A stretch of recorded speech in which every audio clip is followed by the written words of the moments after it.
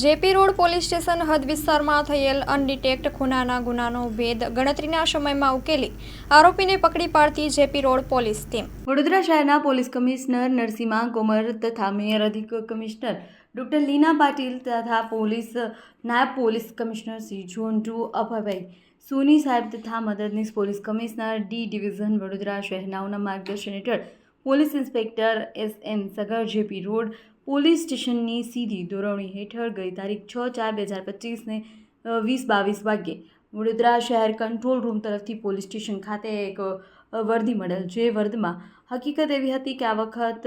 મોશીનભાઈ શેખ નાઓએ જાણ કરી તાલંજામાં કિસ્મત ચોકડી એકતાનગર પાસે પારાબહેન તસ્લીમો બાનુ ઉંમર વર્ષ 38 મરણ ગયેલ હોય. બહેનનો ભાઈ જણાવે છે કે સાસરિયાવાળા કહે છે કે એટેક આવેલ છે, પરંતુ મારી બહેનના ગળાના ભાગે વાગેલાના નિશાન હોય, શંકા જતાં પોલીસ મોકલી આપશો વગેરે મતલબની વર્દી મળતા તાત્કાલિક પોલીસ ઇન્સ્પેક્ટર એસ.એન. સગર તથા પોલીસ સ્ટાફના માણસો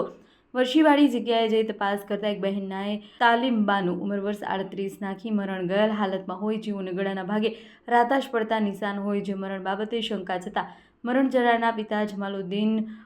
ફકીર મોહમ્મદ એરાતી શેખને જાહેર હકીકત લઈ જે આધારે જીપી રોડ સ્ટેશન અકસ્માતમાં નંબર 9/2025 ભારતીય નાગરિક સુરક્ષા સહિતની કલમ 194 મુજબની રજીસ્ટર કરવામાં આવેલ, જે અકસ્માત મોત આધારે મરણ જનારની લાશને પોસ્ટમોર્ટમ માટે એસએસજી હોસ્પિટલ ખાતે મોકલી આપવામાં આવેલ અને આ બનાવ બાબતે પોલીસ સ્ટાફના માણસોને તપાસ કરતા ઇન્સ્પેક્ટર તરફથી સૂચના આપતા પોલીસ સ્ટાફના માણસો દ્વારા બનાવવાળી જગ્યાએ આજુબાજુના નિવેદનો લેવામાં આવેલ, આજુબાજુના સીસીટીવી ફૂટેજ જોવાથી કામગીરી કરવામાં આવેલ, તેમજ પોલીસ સ્ટાફના માણસોએ પોતાના અંગન હ્યુમન ઇન્ટેલિજન્સનો ઉપયોગ કરી તપાસ કરતા બનાવ બાબતે મરણ જનારના પતિ શંકાના દાયરામાં હોય, જેથી મરણ જનારના પતિને પોલીસ સ્ટાફના માણસો દ્વારા પૂછપરછ કરતા ફળદાયક હકીકત જણાવેલ ન હતી, જેથી પોલીસ સ્ટાફના માણસોએ યુક્તિ પ્રયુક્તિથી વિશ્વાસમાં લઈ સઘન પૂછપરછ કરતા મરણ જનારના પતિ તૂટી પડ્યા. પોતે જણાવેલ કે પોતાની પત્ની અન્ય ઈસમ સાથે પ્રેમ સંબંધમાં હોય અને પોતાની પત્નીને અવારનવાર તે ઈસમને ભૂલી જવા જણાવવા છતાં તે તેના પ્રેમીને ભૂલતી ન હોય જણાવીને વો મેરે દિલ દિમાગ સે નિકલતા ही નહીં હે એવું કહેતા 6/4/2025ના બપોરે આશરે 3:30 વાગ્યે અરસામાં તેના ઘરે એકતાનગર મકાન નંબર 4 ખાતે તેની પત્ની નાઓએ પહેરેલ ડ્રેસનો દુપટ્ટો બાજુમાં પડેલ હોય, તે દુપટ્ટો તેના પતિએ લઈ તેની પત્નીના ગળાના ભાગે નાખી દુપટ્ટાને એક આંટો મારી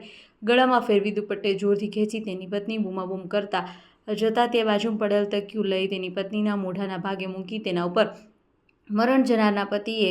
જમણો પગ મૂકી તેને ગળામાં નાખેલ દુપટ્ટો ફરીથી જોરથી ખેંચેલ અને આશરે 10 મિનિટ જેટલો સમય તે દુપટ્ટો મરણ જનારના પતિનાઓએ જોરથી ખેંચી રાખી પોતાની પત્નીનું મોત નિપજાવી હોવાની હકીકત જણાવેલ છે. ત્યારબાદ 7/4/2025ના રોજ એસએસજી હોસ્પિટલ પીએમ રૂમ ખાતે મરણ જનારની લાશનું પેનલ પીએમ કરવા માટે જરૂરી કાર્યવાહી કરવામાં આવેલ. પીએમ કર્યા બાદ ડોક્ટરે જણાવેલ કે મરણ જનારનું મોત ગળું દબાવવાના કારણે થયેલ છે, જેથી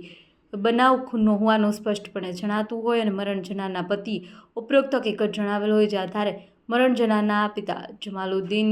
ફકીર મોહમ્મદ ખેરાતી શેખ રહે મકાન number 38 slum quarter Mehboobpura Navapur Vadodara શહેરનાઓની તેમના જમાઈ મરણ જનારના પતિ વિરુદ્ધમાં ફરિયાદ લઈ જેપી રોડ પોલીસ સ્ટેશન ખાતે નોંધવામાં આવી હતી. ભારતીય ન્યાય સંહિતા કલમ 103(1) મુજબનો ગુનો દાખલ કરવામાં આવેલ છે, જે ગુનામાં કામની આરોપી વિરુદ્ધ આગળની વધુ તપાસ કાર્યવાહી કરવામાં આવેલ છે. અહેવાલ માં ન્યૂઝ નિખિલ ગાયકે, વડોદરા.